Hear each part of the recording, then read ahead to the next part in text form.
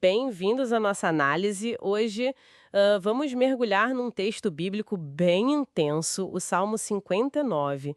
É um salmo carregado de emoção, né?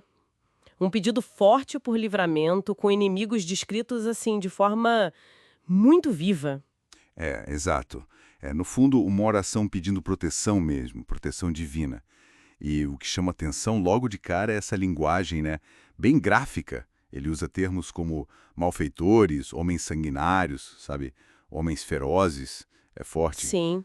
E ao mesmo tempo ele faz esse apelo direto para Deus intervir, né? Isso. E ele clama inocência. Diz, olha, sem ofensa ou pecado meu. Tipo, não fiz nada para merecer isso. E essa descrição dos inimigos, nossa, é quase visual.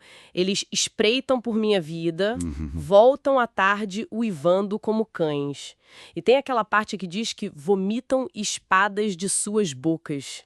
O- Essa linguagem tão Visceral. visceral é uma boa palavra, que nos diz sobre o que o salmista sentia. Parece mais que só perigo físico, né? Toca na dor da palavra também. Exatamente. Sugere muito um ataque verbal, né? Palavras que machucam, que ferem, como espadas mesmo. E essa sensação de perigo constante, iminente, cria um contraste bem interessante com a outra parte da história. Que é a confiança dele, né? Isso, a confiança na resposta de Deus.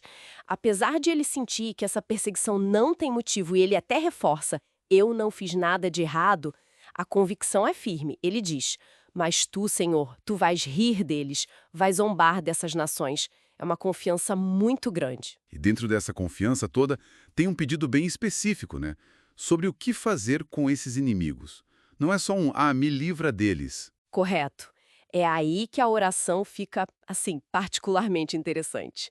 O salmista pede a Deus, olha só, não os mates. Mas dispersa-os pelo teu poder e abate-os. Quer dizer, por que essa diferença? Pois é, por que não pedir para acabar logo com eles? A ideia parece não ser a aniquilação na hora, sabe?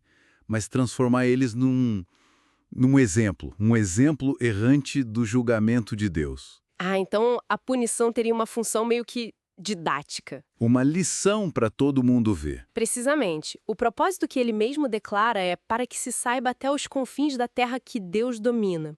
Se Deus simplesmente os aniquilasse, seria um fim rápido, talvez até esquecido com o tempo, né? Verdade. Já a dispersão cria essa lição viva, um testemunho contínuo, público, das consequências de certas ações. É uma pedagogia meio severa, mas com uma intenção clara de ensinar e mostrar o poder divino. E o texto amarra o porquê dessa punição específica, né? Liga direto com o que os inimigos fizeram. Sim, a conexão é bem explícita.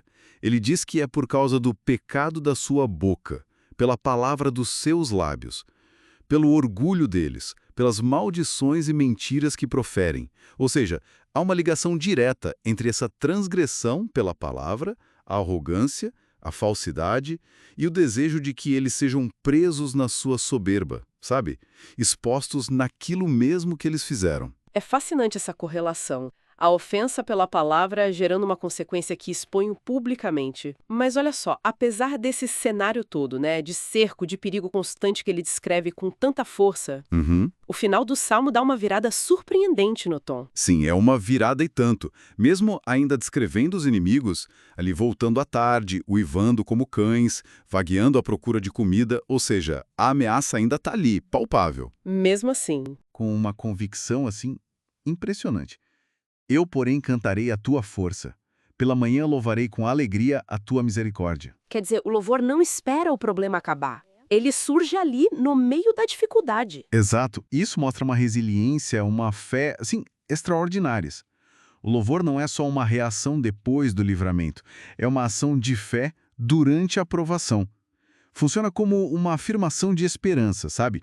De confiança no caráter de Deus, mesmo quando tudo em volta ainda parece sombrio. Faz sentido. E a repetição daquela frase, Tu, ó Deus, és o meu alto refúgio e o Deus da minha misericórdia, funciona como uma âncora mesmo, né? Espiritual, emocional, no meio daquela tempestade toda que ele descreve. Então, para a gente fechar um pouco a ideia, o que a gente tem nesse salmo é um retrato muito forte da angústia humana, né?